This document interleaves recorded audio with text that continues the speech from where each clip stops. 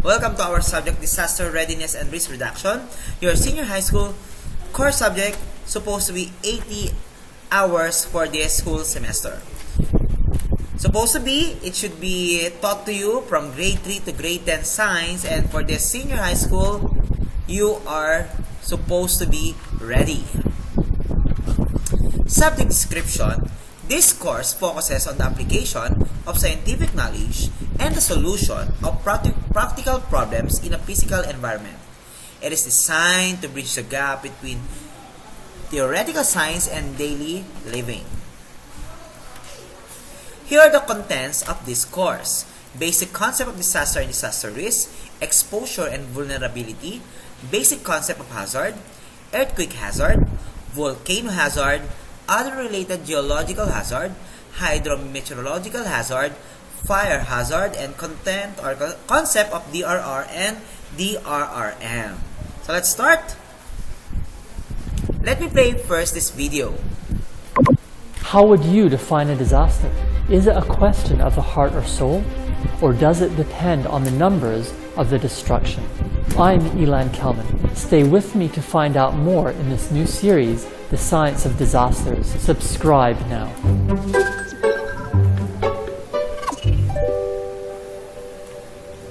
What is a disaster? At the base level, trawling through hundreds of pages of academic writing on the definition, dozens of professional manuals, and several dictionaries, the smallest number of words which I can use to define disaster is 7. A situation requiring outside support for coping. Something happens, we cannot deal with it, so we ask for help. This works at the individual level and the international level. It matches United Nations, researchers, emergency services, and dictionaries. It has vagueness, such as the words situation, support, and coping, but vagueness can rarely be avoided. For me, the principal power of the words in this definition is that they are understandable, somewhat intuitive, and work across many, although certainly not all, versions of English. As for other languages and cultures, it might be different, which is also the case when we then try to explain why a disaster, a situation requiring outside support for coping, might arise. To get a disaster, two peculiar concepts must come together: hazard and vulnerability. Examples of hazards are earthquakes, storms, tsunamis, landslides, floods, droughts, epidemics, meteorites, and space weather such as geomagnetic storms. Some happen quickly, some slowly. Yet, a changing environment by itself is not a disaster. Even current climate change, because considering the definition of disaster, we do not know whether or not we would be able to cope with it. Some people could, and some people could not. We need to consider this element of coping, how society deals or cannot deal with hazards. This element is vulnerability, of being vulnerable to something, a societal process setting up people and communities to be harmed by potential hazards. It could be poorly constructed buildings, breaking planning regulations, not having insurance, not receiving or understanding warning messages because you do not speak the language, not being able to evacuate because you are sick or have mobility difficulties, fearing assault, an emergency shelter, and many others, which can make it difficult to deal with the hazard, even when we know exactly what we should do. Consider earthquakes and think about how many deaths worldwide have been caused by earthquakes in human history. This phrasing is deliberate. How many deaths have been caused by earthquakes? The answer is effectively 0. Almost no one in human history has had their cause of death described as earthquake. This might seem to be a rather odd statement. Why not? Considering how many earthquake disasters have hit the news, from Japan in 1995 to Haiti in 2010. The reason is that infrastructure collapses killed the people, not the earthquake. The earthquake unfolds quickly as an event confined in space and time, but it took a long time and amorphous societal processes for the urban planning, building codes, and construction to manifest in such a way that infrastructure collapsed and killed people. This base cause of the disaster results from humanity's decisions, attitudes, values, behavior, and activities over the long term. Hazards only rarely cause disasters. Vulnerability is a basic reason why disasters happen, and vulnerability is created and continued over a long time period. This means that no disasters happen quickly. All disasters happen slowly. This means that disasters are not natural because they are caused by vulnerabilities. This means that a disaster, a situation requiring outside support for coping, exists and occurs because of vulnerabilities.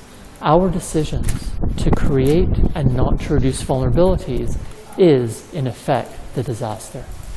So what kills, maims, and displaces people in, say, an earthquake?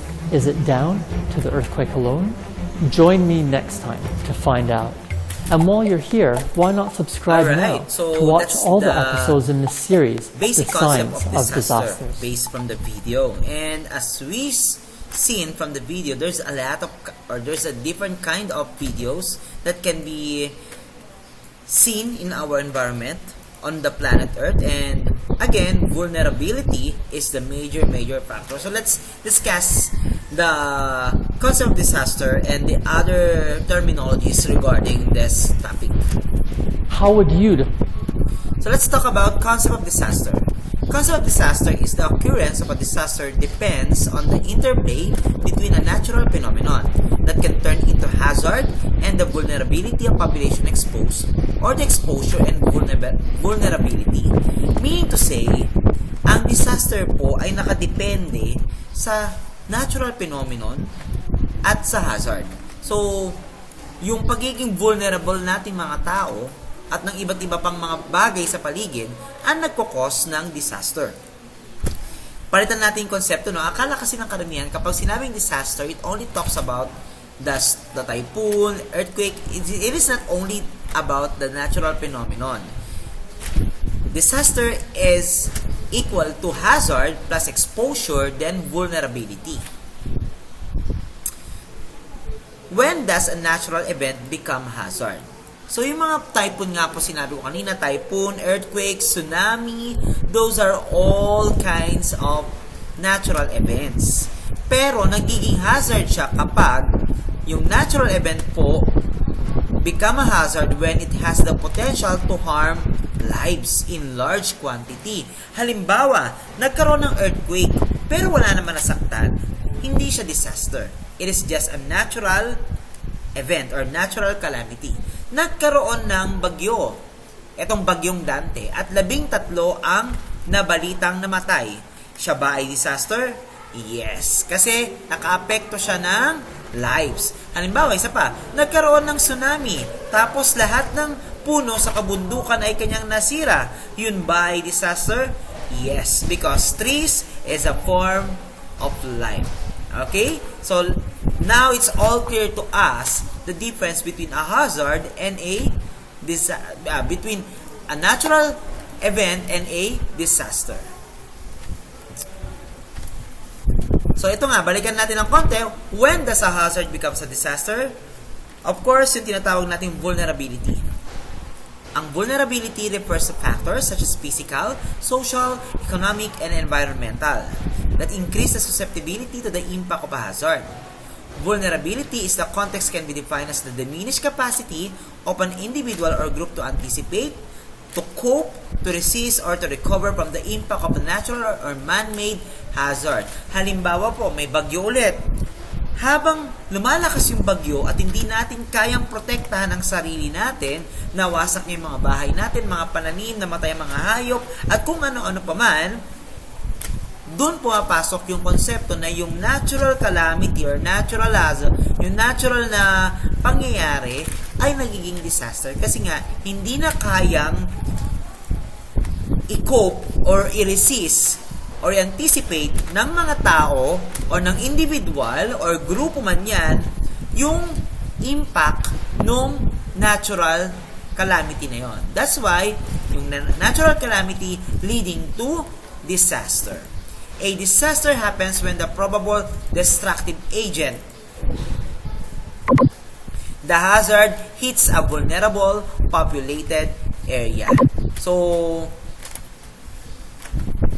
nakakasira talaga siya ng area, ng lives ng mga tao, o ng hayop, o ng halaman.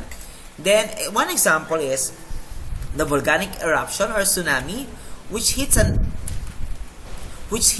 an inhabited area does not qualify as a disaster. Kasi kapag hindi siya natitirahan ng mga living organisms, meaning to say, wala kang masasaktang mga tao, hayop, or any form of lives or organisms. And hindi po maika-categorize yung volcanic eruption or tsunami or natural event na yon as a kind of disaster. Kasi wala naman namatay. Again, it becomes a disaster only if it hits vulnerable population and properties. In short, kailangan meron tayong biktima or victims. Ayan. So, pag namatay po, victims po ba yun? Yes. Therefore, is that a disaster? Yes. Yun po ang tinatawag nating disaster. Okay?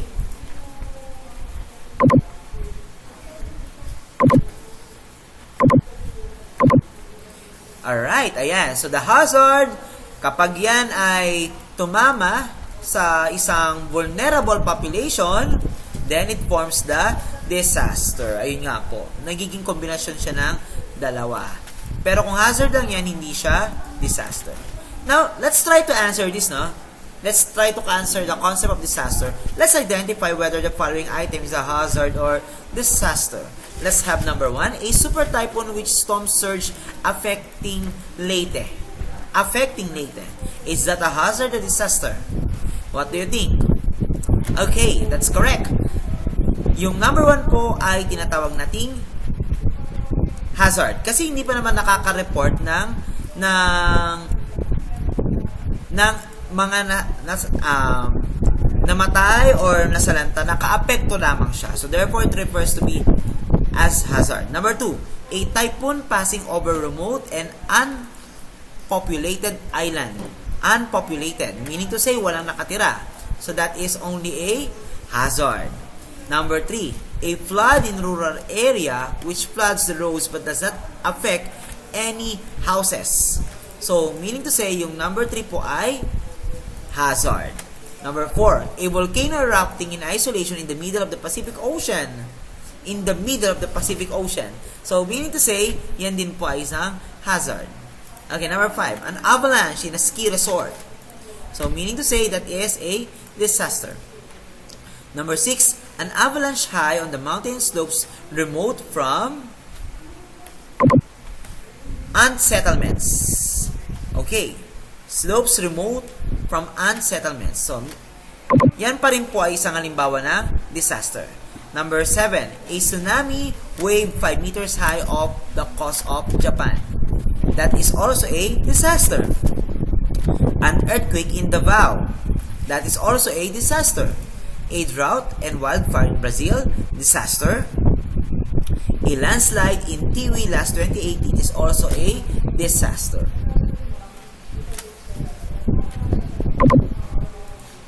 Disaster risk, on the other hand, is the potential loss of life, injury, or destroyed or damaged assets which could occur to a system, society, or a community in a specific period of time, determined probabilistically as a function of hazard, exposure, and capacity. In its technical sense, it is defined through the combination of 3 terms: hazard, exposure, and vulnerability. And in short, disaster risk is expressed as a function of hazard, exposure, and vulnerability. It seeks not only to express the chance of disaster happening but also to quantify the impact. So, kapag ang isang disaster risk ay malakas ang kanyang impact at marami siyang tinamaang tao or mga iba't ibang forms of lives ng organisms, meaning to say, yan po ay disaster risk. Kasi may potential siya na makapatay ng tao or mawala ng buhay ang tao, makakos ng injury, mag-destroy ng mga properties or makadamage ng mga bagay-bagay sa paligid niya. So that is disaster risk. Disaster risk The magnitude of the disaster depends on the following. Yung pagiging severe ng natural event. So, gano'n ba siya kalubha? Sobrang lakas ba? The quantify of exposure of the elements at risk, which includes lives and properties. So, gaano karami ang kanyang nasira? Ilang gamit ang nasira niya? Ilan ang napatay niya? Vulnerability level or quality of exposure. Gaano siya ka-expose?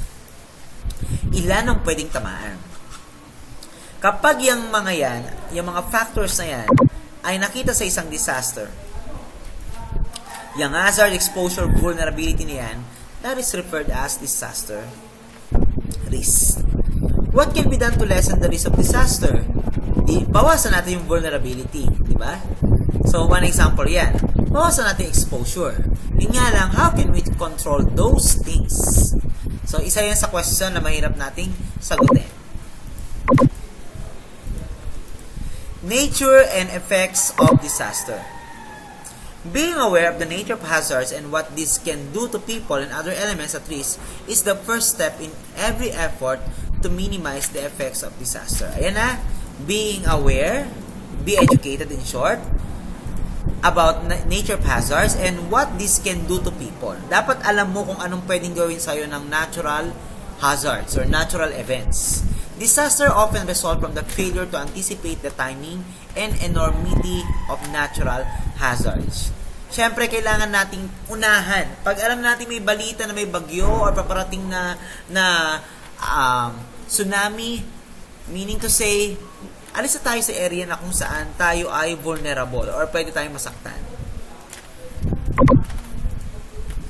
Nature and effects of disaster pa rin. The impact of disaster. Meron tayong iba't ibang impact sa tao.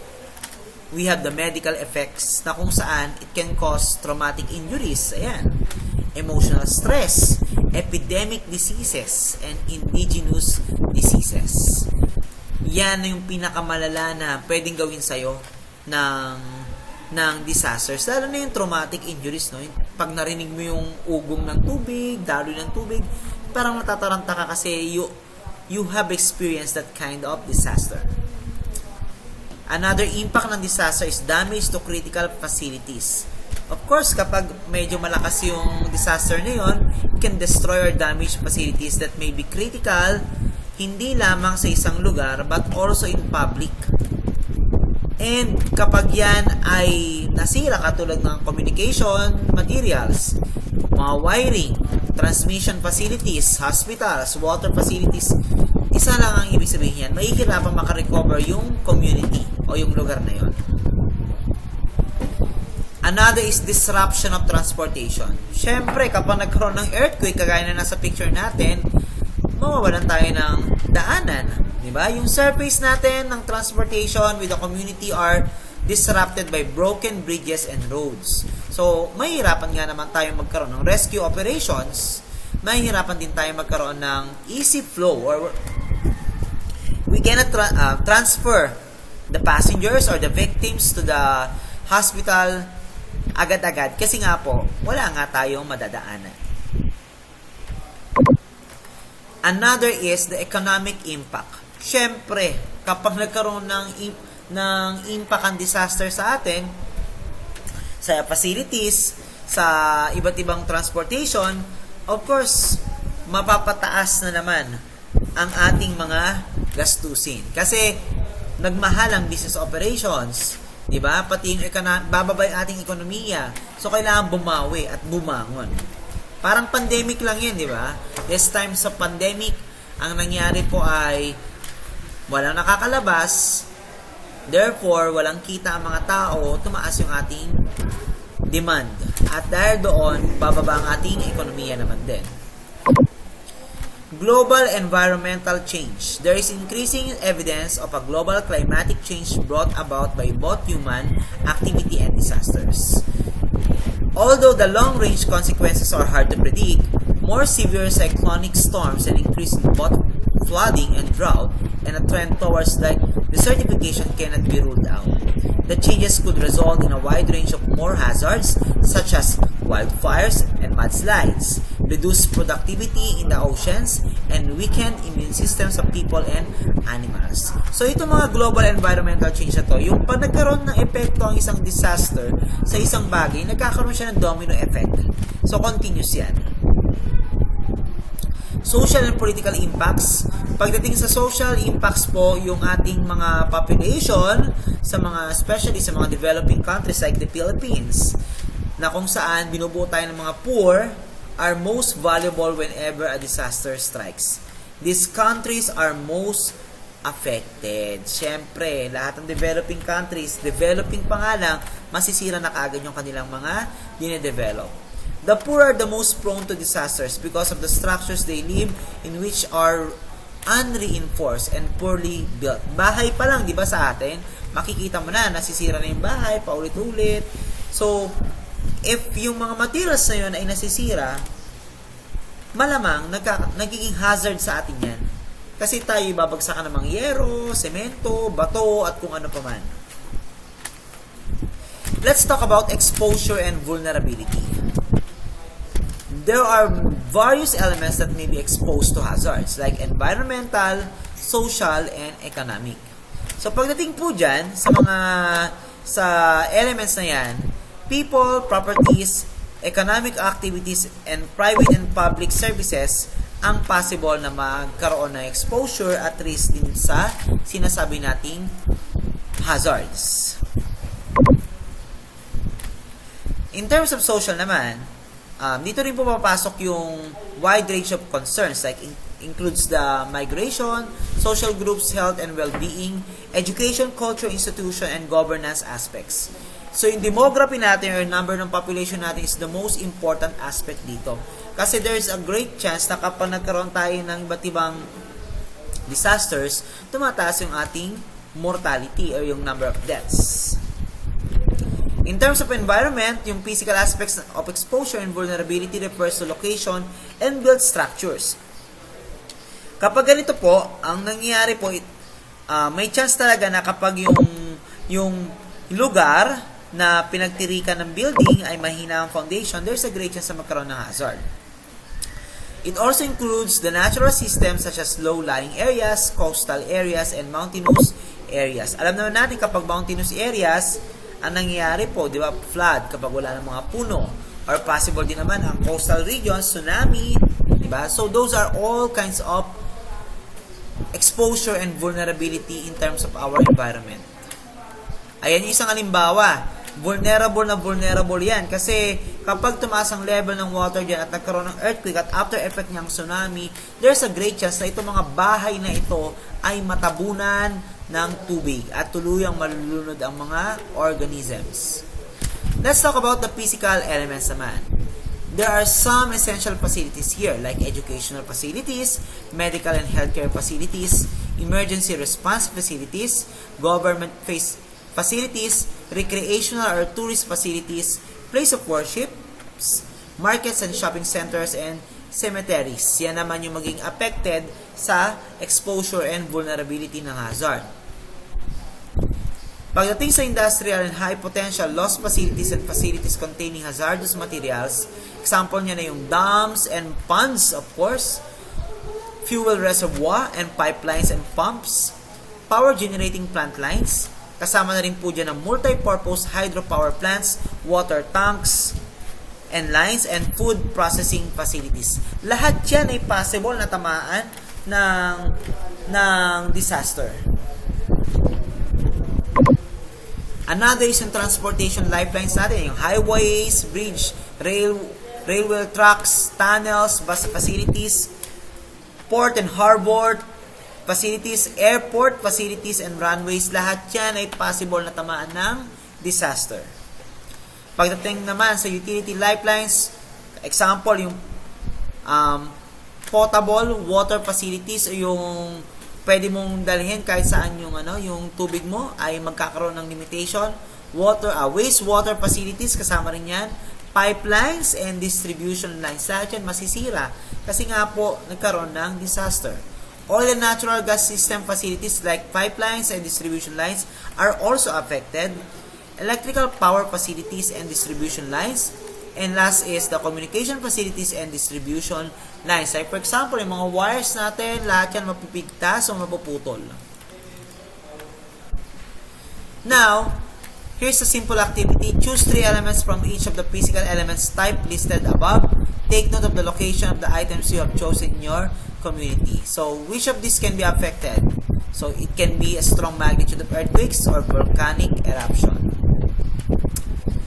In terms of economic naman, it includes business interruptions due to accessibility problem, loss of jobs and access to work, and loss of government income due to inability of business and people to pay taxes at a time when more funds are needed for rehabilitation. Yun naman talaga ang reality kapag nagkaroon talaga ng disaster, nagkakaroon ng slow pace ng government, and also nawawala ng trabaho ang mga tao, and many more.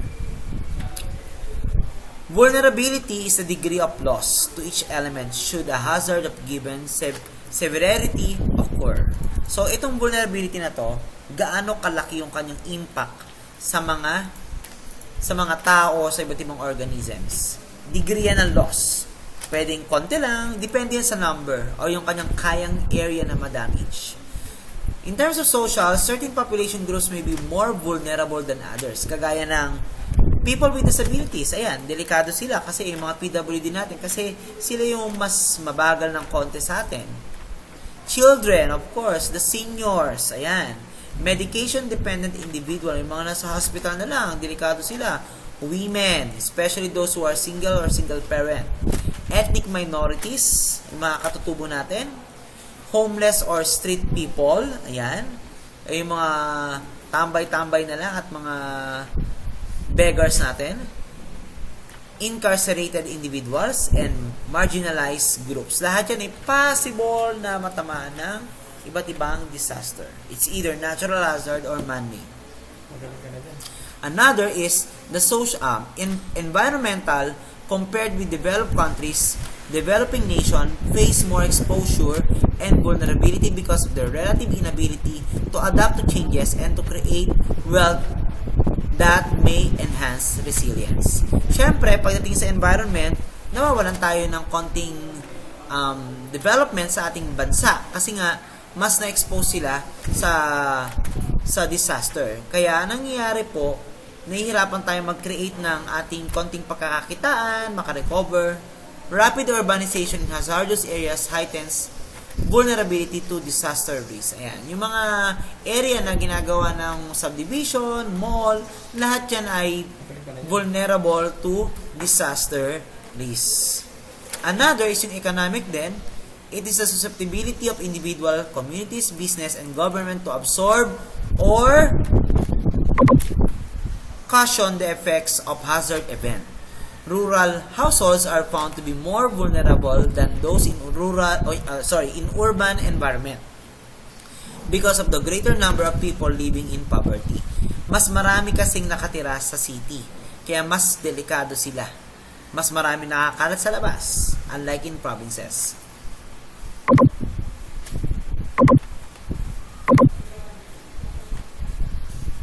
And that's it. Hopefully, this topic helps you a lot in discussing what is the meaning of disaster risk, hazard, vulnerability, and most of all, yung pagkakaiba ng mga effect niya sa tao. Ang dami pala nito, no? And at least nagkaroon tayo ng foundation material pagdating sa subject nating DRRR. That's all for today, and hopefully you will watch the next episode of this discussion. Goodbye, everyone.